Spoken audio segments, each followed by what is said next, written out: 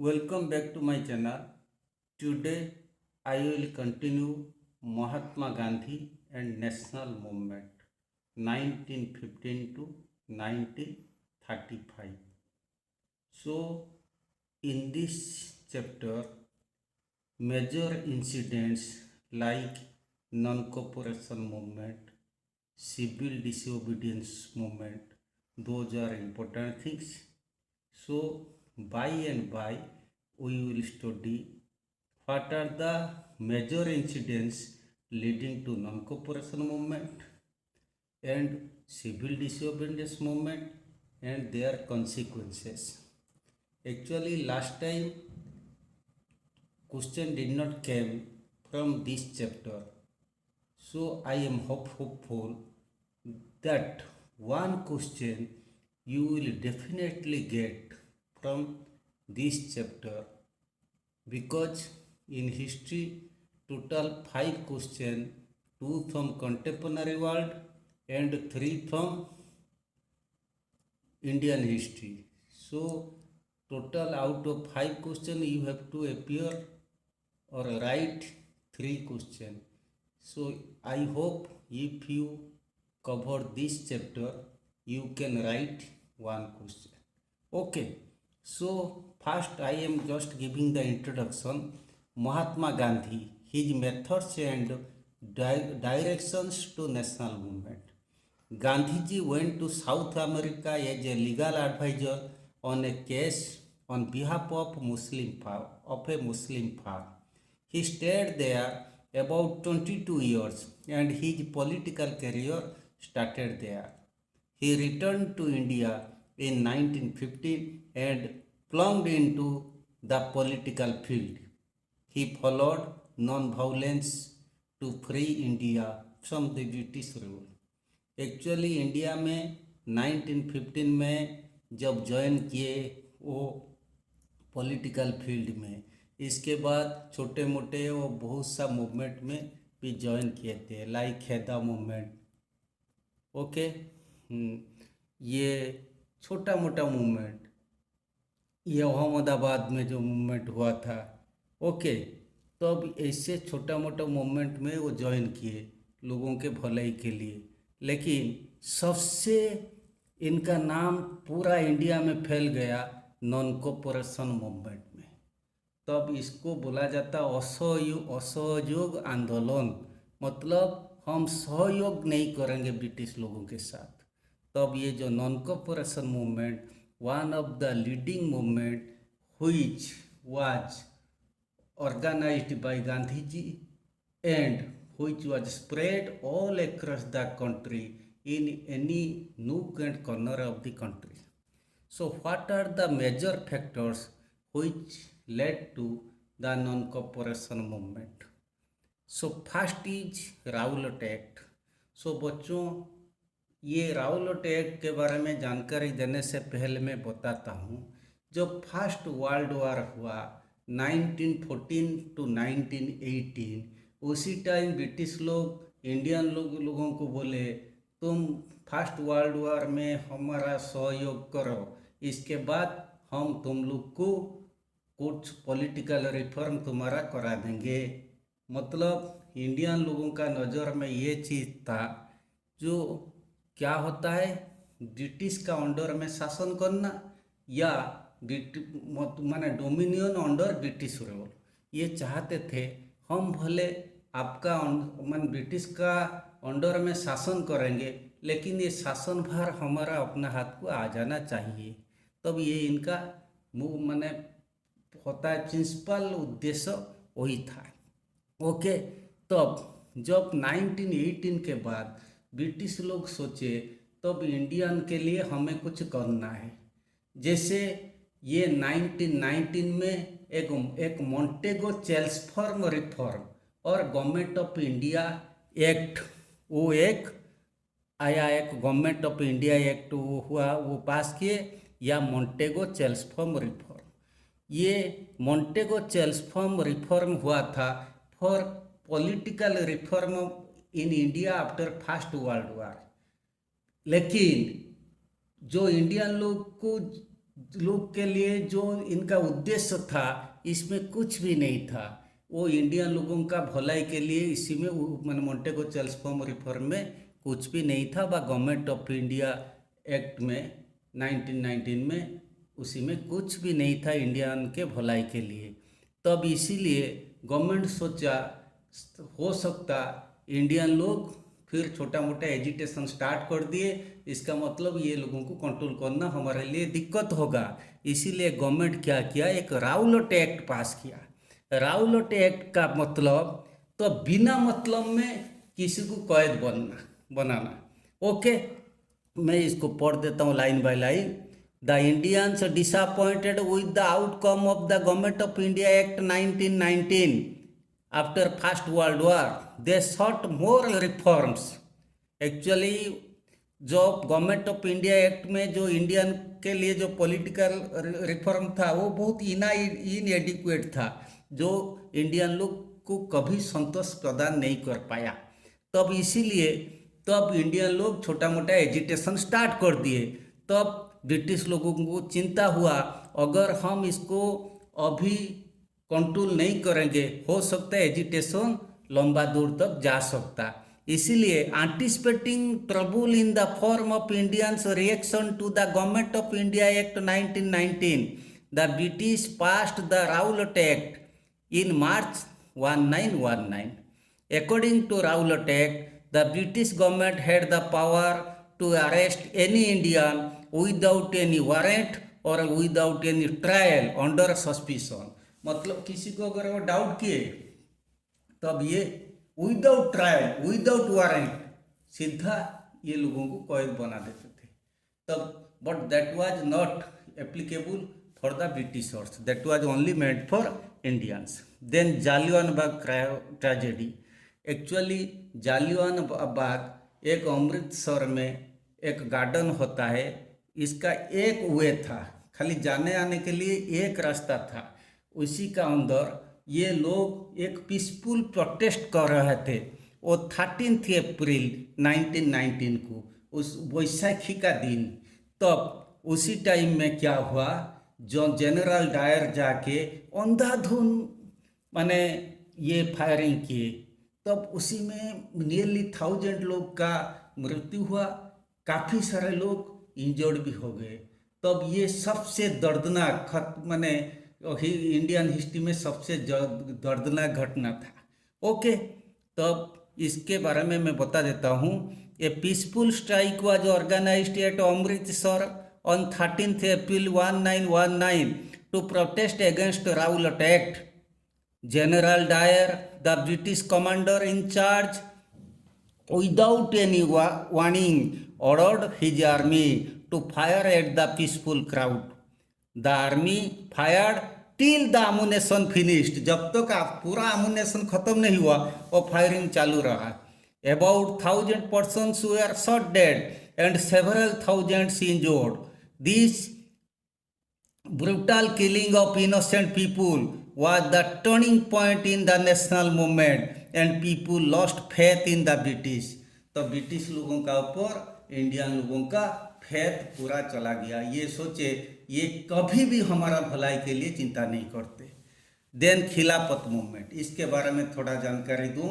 जो first world war में जो एक साइड में थे जर्मनी, इटाली, तुर्की, ऑस्ट्रिया, दूसरे साइड में इंग्लैंड और फ्रांस थे।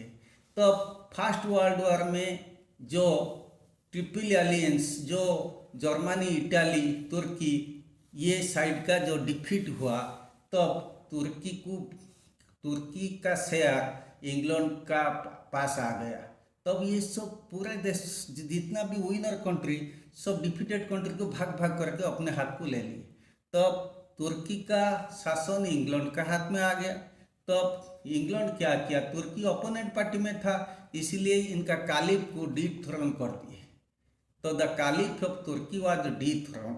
तो कालिफ ऑफ तुर्की को उसी टाइम जैसे पूरा विश्व में मुस्लिम जगत माने कालिफ ऑफ तुर्की को जैसे गॉड तरफ मानते थे, इसीलिए सारा दुनिया में मुस्लिम लोग असंतोष प्रकाश किए। इंडिया में दो भाई थे, मोहम्मद अली, शौकत अली। तब ये दो भाई ये क्या किए, तब जब ऑटोमन एम्पायर मैंने एम्पायर जो ख़त्म हो गया, तुर्की का एम्पायर को ऑटोमन एम्पायर बोला जाता, तब ये मोहम्मद अली और शौकत अली ये दो भाई यहाँ पे एक एजिटेशन स्टार्ट किए, मोहम्मद अली शौकत अली। तब उससे कहा जाता खिलाफत मूवमेंट, क्योंकि to protest the dethrone of caliph of तुर्की।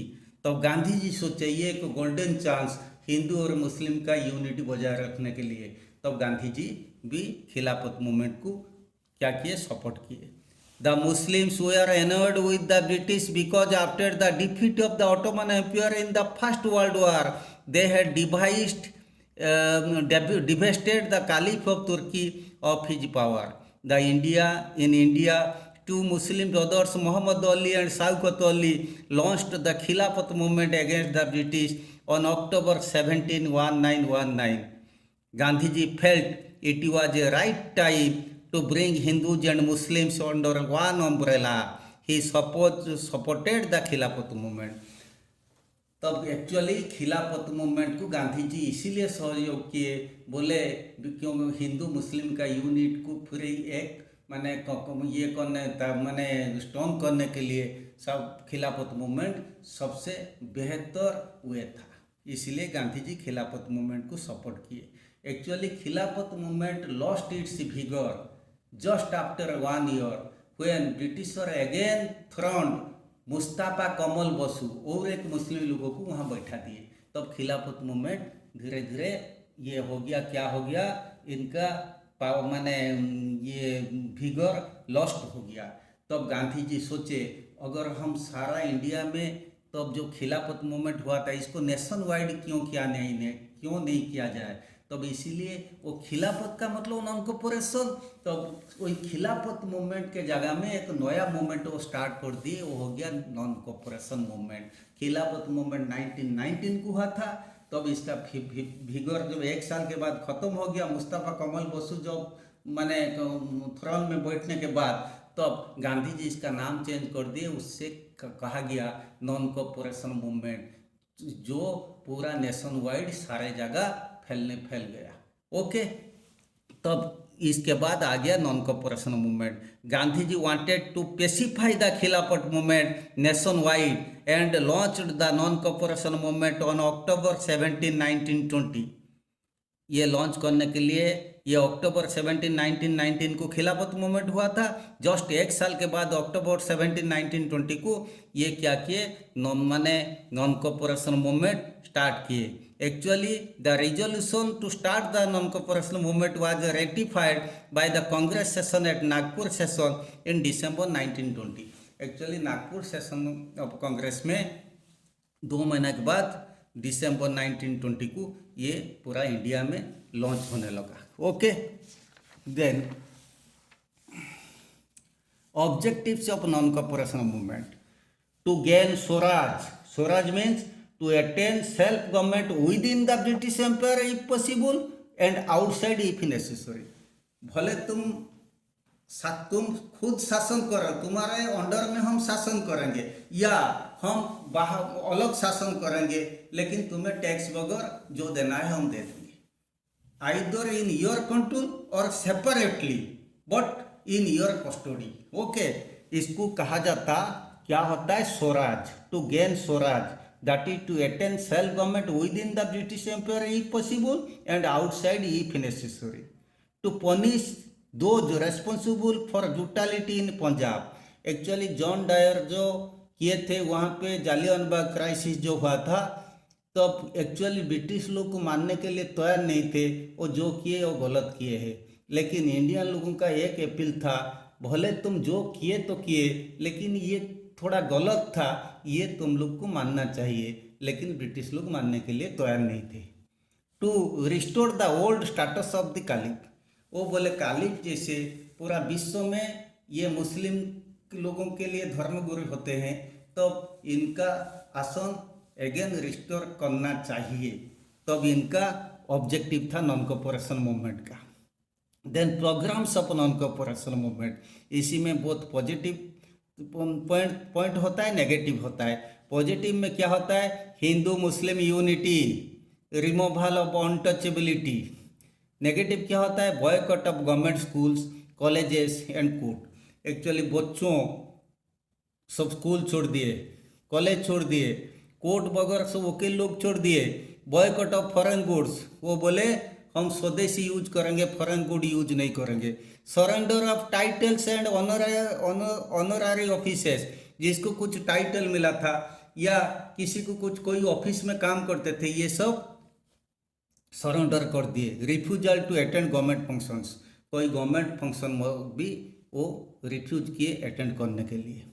तो withdrawal of the non cooperation movement, लेकिन ये नॉन कॉपरेशन मूवमेंट ये बिजली की भांति सारा इंडिया में वो छा गया था, लेकिन सडनली ड्रामेटिक पैटर्न में ये बंद होने लगा।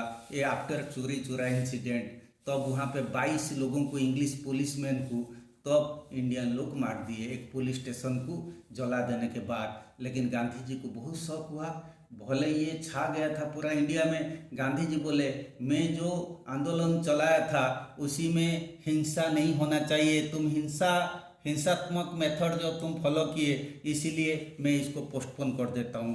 तब इसीलिए महात्मा सुभाष चंद्र बोस, जवाहरलाल नेहरू, ये सब भले नाराज हो गए थे, क्योंकि उन्हें पता था अगर नॉन कॉपरेशन मूवमेंट उसी टाइम बंद नहीं होता, शायद 1930 से पहले इंडिया को आज़ाद मिल जाता, आज़ादी जरूर मिल जाता। ओके, तो अब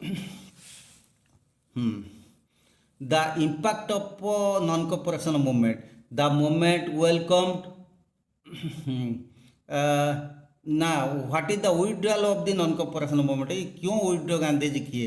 ए violent crowd at Chauri Chaura near Gorakhpur in UP burned the police station on 5th February 1922 and 22 policemen were burned alive, जिससे कहा जाता Chauri Chaura incident. Gandhi ji withdrew the movement immediately as he was against violence.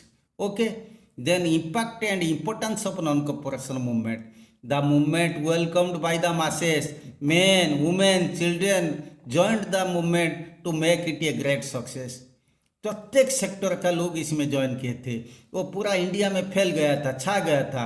एम्फासाइज्ड Hindu Muslim unity which was not witnessed before, Hindu मुसलमान unity, Muslim unity इतना तगड़ा मजबूत होके बना जो इंडिया पहले कभी नहीं देखा था।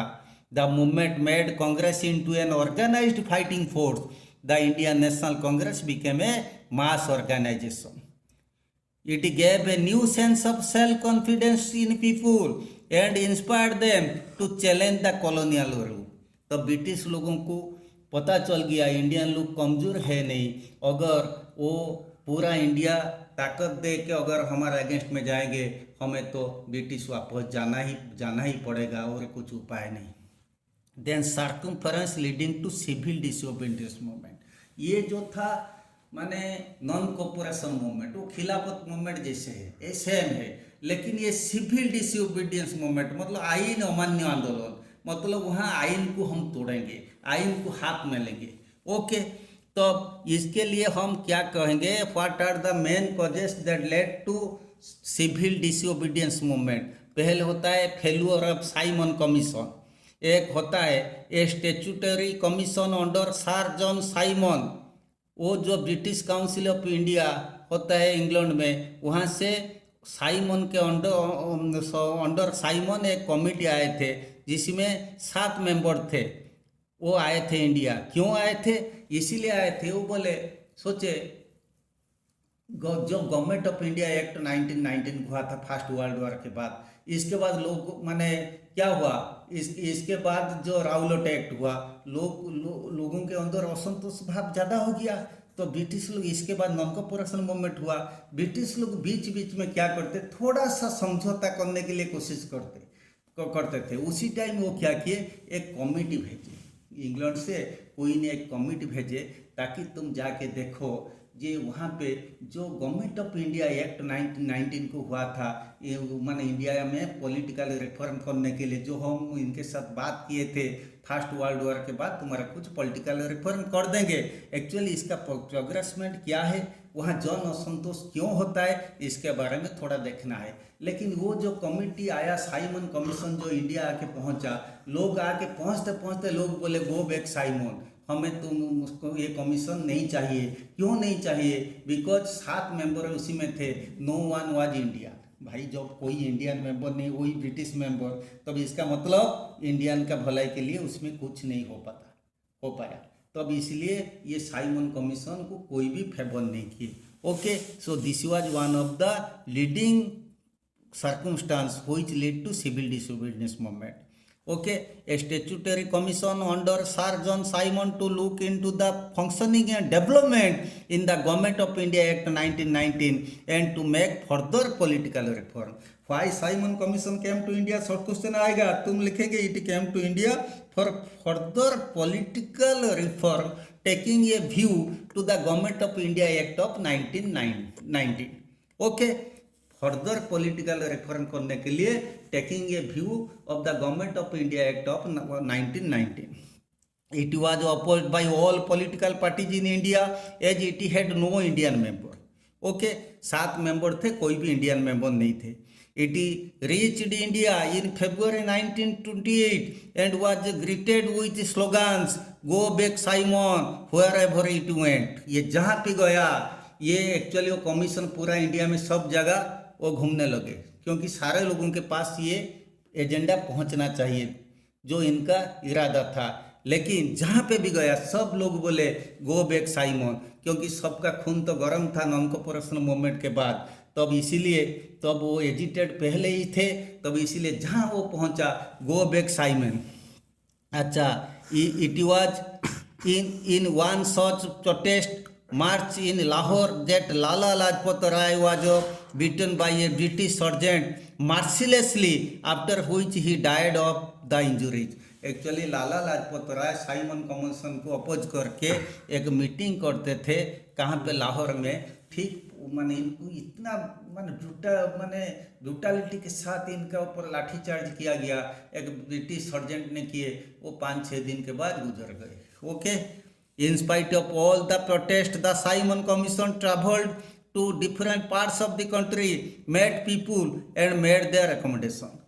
जितना प्रोटेस्ट होने के बावजूद ये ब्रिटिश लोग तो बहुत मजबूत थे, ताकतदार थे, इसीलिए पूरा इंडिया में इनका लक्ष्य था, पूरा इंडिया में इनको प्रत्येक जगह में भेजेंगे. तो पूरा इंडिया में साइमन कमीशन सब जगह में पहुंचा. The absence of Indians in the commission was seen as an insult and they decided to boycott the commission. लोग बोले इसमें हमारा कोई फायदा नहीं, इंडियन मेंबर कोई है नहीं, इसीलिए ये ऑटोमेटिकली इसको रिजेक्ट करने लगे. देन ये फास्ट हो गया.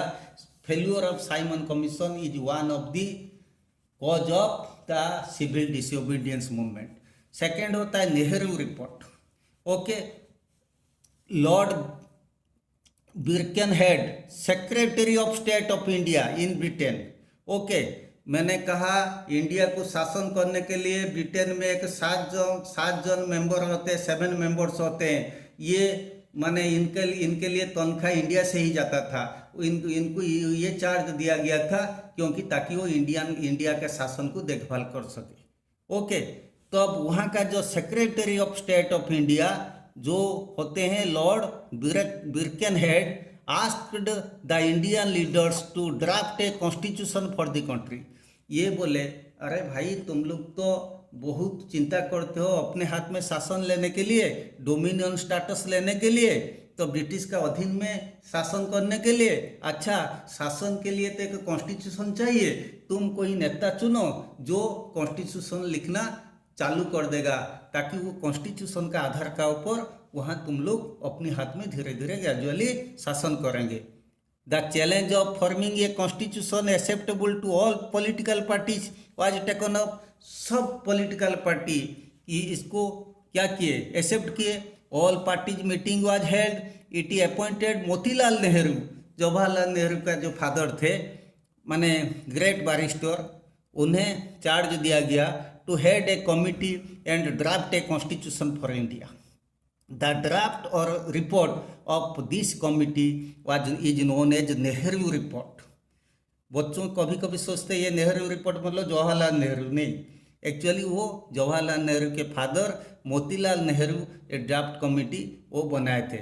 ओके, वो जो ड्राफ्ट और रिपोर्ट वो बनाए थे उससे नेहरू रिपोर्ट कहा जाता।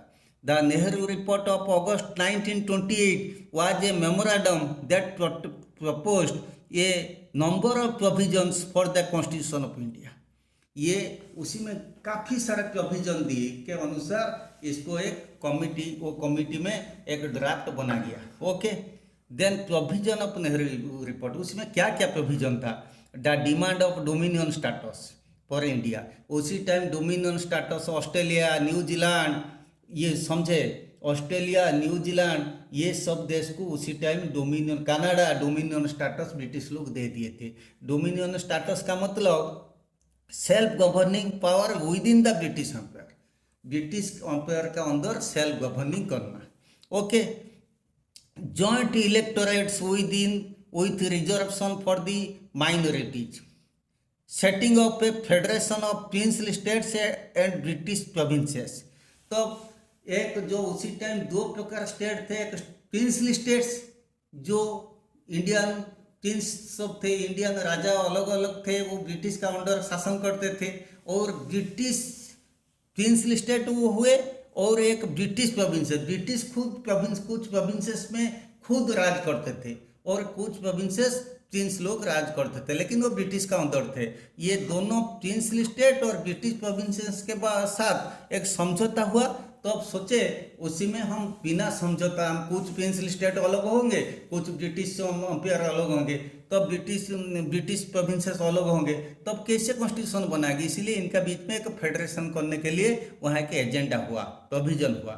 लेकिन सबसे माने दिक्कत वाला वही था, joint electorates with reservation for the minorities. Joint electorates मतलब हिंदू, मुस्लिम, क्रिश्चियन सब लोग इलेक्टोरेट हो सकते, इलेक्शन में भाग ले सकते, लेकिन इसको मोहम्मद अली जिन्ना पसंद नहीं किए, क्योंकि जॉइंट इलेक्टोरेट मतलब एक एरिया में जितने भी लोग, एक कॉन्स्टिट्यूंसी में जितने भी लोग, वो चुनेंगे इनका नेता, कौन इलेक्शन में स्टैंड करेंगे, इनका नेता चुनेंगे। तो भाई हकीकत है माइनॉरिटी कम्युनिटी का तो कोई नहीं आ पाएंगे, क्योंकि एक कॉन्स्टिट्यूंसी में ज़्यादा लोग होते हैं हिंदू, तब इसलिए मुस्लिम लोग नाराज हो गए। क्योंकि अगर सेपरेट इलेक्टोरेट हुए होता तब कोई दिक्कत नहीं रहता, क्योंकि सेपरेट मतलब suppose this is the quota for Muslim और this is the quota for Christian, irrespective of the number of population, माने इनका कोटा मतलब उन्हें स्टैंड करना है। लेकिन जॉइंट इलेक्टोरेट मतलब देखेंगे जनसंख्या का हिसाब के ऊपर, जो जनसंख्या ज़्यादा रहते थे ये लोगों का नेता को क्या होता है, इलेक्टोरेट के रूप में भाग लेने के लिए वो डिसाइड करते थे। तो वे जॉइंट इलेक्टोरेट में मुस्लिम लोगों का कोई फायदा नहीं हुआ, इसीलिए वो नाराज हो गए। So the Muslim League led by Mohammad Ali Jinnah strongly oppose the Nehru report proposed for the joint electorates without separate electorates for Muslim। क्योंकि वो देखे उसी में जॉइंट इलेक्टोरेट होने के कारण मुस्लिम लोगों को कुछ चांस नहीं मिला देश का शासन में, तब ये नाराज हो गए और नेहरू रिपोर्ट को वो बर्खास्त कर दिए। फिर the radical nationalist wanted complete independence.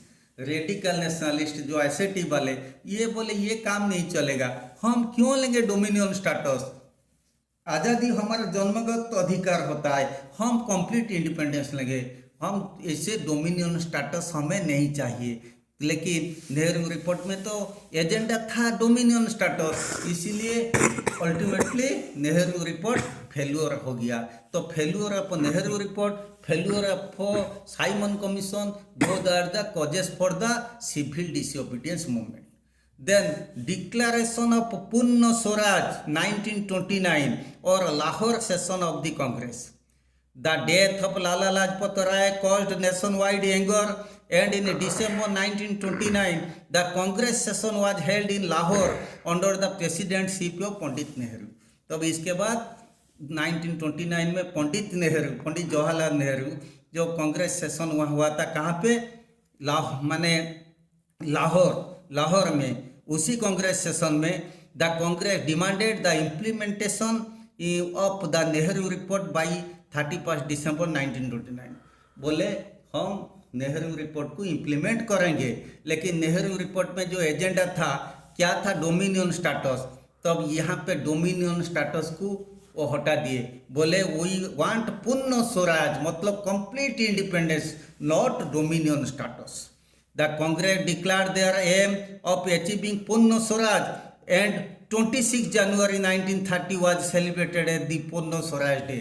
उसी दिन फ्लैग होस्टिंग हुआ और 26 जनवरी 1930 को कहा गया वो पूर्ण स्वराज डे। इसीलिए बाद में जो रिपब्लिक डे हम ऑब्जर्व करते वो वही 26 जनवरी को ही हम ऑब्जर्व करते। Okay, from then onwards on every 26 January people took independence pledge. Okay, then civil disobedience movement. इसके बाद मैंने कहा सिविल डिसोबीडियंस मूवमेंट के लिए 3 कॉज होता है। फर्स्ट होता है Simon failure of Simon commission, failure of Nehru report. Then ये क्या होता है, ये होता है पूर्ण स्वराज, पूर्ण स्वराज, और इसको कहा जाता डिक्लेरेशन ऑफ पूर्ण स्वराज और Lahore session of the Congress. इसके बाद civil disobedience movement. Mahatma Gandhi gave a call for a civil disobedience movement in 1930. This movement was different from non-cooperation movement in the sense that the non-cooperation movement from 1921-22 sought to bring the working of the government to a standstill, whereas the civil disobedience movement attempted to paralyze the administration by breaking some specific rules and regulations.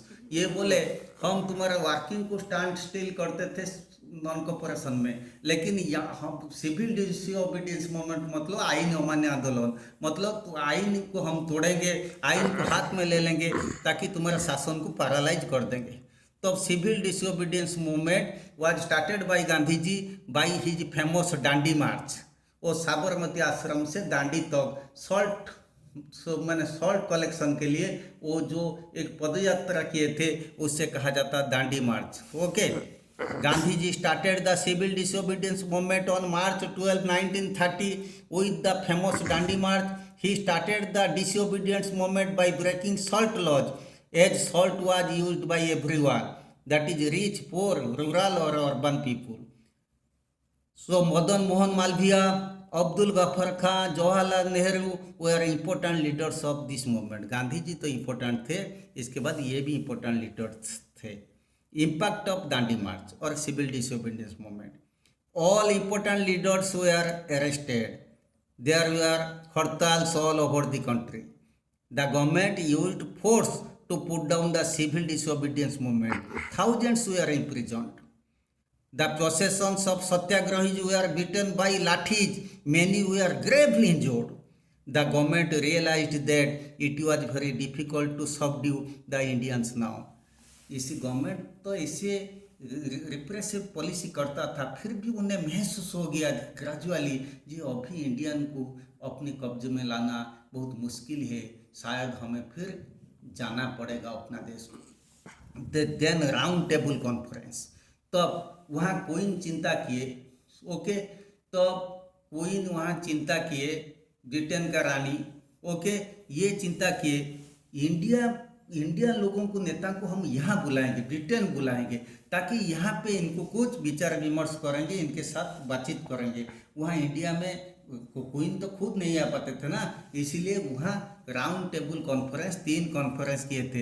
एक first round table conference हुआ था 1930 को, ये हुआ था London में हुआ था। तब सिविल डिसोबीडियंस मूवमेंट तब चालू रहता था। ओके, उसी टाइम क्या हुआ, फर्स्ट राउंड टेबल कॉन्फ्रेंस हमारा सिलेबस में नहीं है, वहाँ गांधी जी अटेंड नहीं किए थे, वह कांग्रेस से अटेंड नहीं किया था। The main agenda was to discuss the constitutional progress. British we are unwilling to grant dominion status. हम लोग का जो उद्देश्य था डोमिनियन स्टेटस, इसके बाद कंप्लीट इंडिपेंडेंस। तो ब्रिटिश लेकिन कंप्लीट इंडिपेंडेंस तो दूर की बात, वो डोमिनियन स्टेटस देने के लिए भी तैयार नहीं थे। लेकिन हमारा तो मुद्दा था हमें कंप्लीट इंडिपेंडेंस चाहिए एज पर नेहरू रिपोर्ट, ना एज पर द कौन सा, as per the Lahore session. Okay, Congress boycotted the conference but it was attended by Muslim League and other political parties, ये सब अटेंड किए, लेकिन कांग्रेस नहीं गया था। लेकिन वो second round table conference important, उसी टाइम गांधी जी जेल में थे, कैद होके थे, क्योंकि ये दांडी मार्च व सिविल डिसोबीडियंस के बाद ये उन्हें कैद बना गया था। तब उसी टाइम क्या हुआ जो Gandhi Irwin pact, Lord Irwin, okay, ये होता है एक माने ब्रिटिश गवर्नर, उसी टाइम का देन गवर्नर जनरल थे, वो किया कि वो खुद ही गए कहाँ पे, जेल का पास, मान गांधी जी के पास गए जो जेल में थे, खुद ही जाके उन्हें समझाए, देखो तुम सेकेंड राउंड टेबल कॉन्फ्रेंस को अटेंड करो, तुम्हारे लिए हम कुछ सुविधा कर देंगे। ओके, महात्मा गांधी इसीलिए अटेंड किए second round table conference. It failed due to different demands by different parties. वहाँ पे ये भी फेल्यूर हुआ, क्योंकि वहाँ सब क्या माने पाकिस्तान, मोहम्मद अली जिन्ना वो चाहे क्या होता है सेपरेट डोमिनियन फॉर पाकिस्तान, तब अलग अलग पार्टी का डिमांड के आधार पर ये तो सेल्फ डोमिनियन तो मिलना तो दूर की बात, कंप्लीट इंडिपेंडेंस तो मिलना दूर की बात, self dominion under British rule ये भी ग्रांटेड नहीं हुआ। गांधी जी को भी वहाँ ऑफेंडेड किया गया। तब Gandhi ji felt that it raised communal problem. Gandhi ji सोचे मैं यहाँ आके पहुँचा, लेकिन यहाँ हिंदू मुस्लिम माने और दूसरे कम्युनिटी के साथ हमारा कम्युनल वायलेंस ये मैंने इसका रिजल्ट परिणाम वही हुआ, और कम्युनल वायलेंस इंडिया में ज़्यादा फैलने का चांस है। तब गांधी जी वहाँ से नाराज होके आ गए। तब ये गांधी इरविन पैक्ट जो सेकेंड राउंड टेबल कॉन्फ्रेंस के पहले हुआ था, तो ये बहुत इंपॉर्टेंट, ये गांधी इरविन पैक्ट का एजेंडा क्या था। The Gandhi Irwin pact was signed on 5 March 1931। The Congress consented to discontinue the civil disobedience movement. Congress कहा ठीक है, मैं सिविल डिसोबीडियंस मूवमेंट बंद कर दूंगा। Gandhi ji agree to participate in the second round table conference. The manufacture of salt living near the sea shore was allowed. तो British लोग बोले तुम शांति उपाय में सॉल्ट आमदनी कर सकते। Consent given by the government to free political prisoners who were not charged with violence. जो वायलेंस में एंटेंगल नहीं, वो प्रिजनर को हम क्या कर देंगे, आज़ादी दे देंगे। वो सिविल डिसोबीडियंस मूवमेंट व दांडी मार्च में जो कैद बने। Consent given by the government for returning confiscated properties of the satyagrahi. जो इनका प्रॉपर्टीज कुछ सब दखल किए थे ब्रिटिश गवर्नमेंट, तब ये दांडी मार्च के बाद तब उससे सब वापस दे दिए। वो बोले वापस दे देने के लिए परमिशन ऑफ पीसफुल पिकेटिंग, बोले तुम पिकेटिंग करो, ओके, लेकिन वो पीसफुल होना चाहिए। Okay, then renewal of the civil disobedience movement. Gandhi ji वहाँ जब गए थे, अच्छा, तब इसके बाद गांधी जी आके पहुँचे, खाली हाथ जब आके पहुँचे, तब इसके बाद थर्ड राउंड टेबल कॉन्फ्रेंस भी वहाँ बोला गया, मैंने इन 1932 गांधी जी उससे अटेंड नहीं किए। तब रिन्यूअल आके, लेकिन सेकेंड राउंड टेबल कॉन्फ्रेंस के बाद गांधी जी फिर चालू कर दिए civil disobedience movement. So renewal of the civil disobedience movement और failure of the second round table conference. While attending the second round table conference, Gandhi realized that emphasis was being laid on the communal problem rather than political solution. Gandhi ji को महसूस हुआ वहाँ हम इतना दूर गए, वहाँ हमारा भाई भाई का अंदर ये क्या होता है, डिवाइड एंड रूल के आधार पर हमारा अंदर कम्युनल वायलेंस को क्रिएट करना इनका लक्ष्य है, लेकिन कुछ पॉलिटिकल सॉल्यूशन कुछ नहीं मिला वहाँ पे। With no clear solution, Gandhi ji returned empty-handed and gave a call to revive the civil disobedience movement. बोले फिर मैं चालू करूँगा। The government again adopted stern measures and Congress was declared illegal. Government फिर किसी पॉलिसी फॉलो किया, कांग्रेस को क्या किए, इलीगल भी मैंने डिक्लेयर कर दिया। Thousands including Gandhi ji again arrested. Prisoners were ill-treated and brutalities started. Cruel methods were used to subdue crowds. फिर गवर्नमेंट क्रूएल मेथड फॉलो किया, मैंने क्राउड को सबड्यू करने के लिए। In 1932-34 being compelled, Gandhi ji suspended the civil disobedience movement. वहाँ second round table conference 1931 को जो हुआ था, वहाँ से आके वो सिविल डिसोबीडियंस मूवमेंट को बंद करके वहाँ गए थे। वहाँ आके फिर इमीडिएट चालू कर दिए, फिर इतना अत्याचार हुआ 1934 को फिर बंद कर दिए, सस्पेंड कर दिए। So what are the importance of civil disobedience movement? It was a mass movement in which people of all categories took part. This movement continued till Gandhiji suspended it in spite of British atrocities. This showed clearly that the Indians were not going to be cowed down by the British anymore. The Indians now got patience to face British atrocities and we are ready to face the British brutality. The Britishers now felt that their days were numbered and they could no longer rule over India. Okay, बच्चों, by and माने anyway, so a lengthy chapter I completed. Hope you will definitely get one long question from this chapter. Wishing you all the best for your exam. I remain. Thank you very much.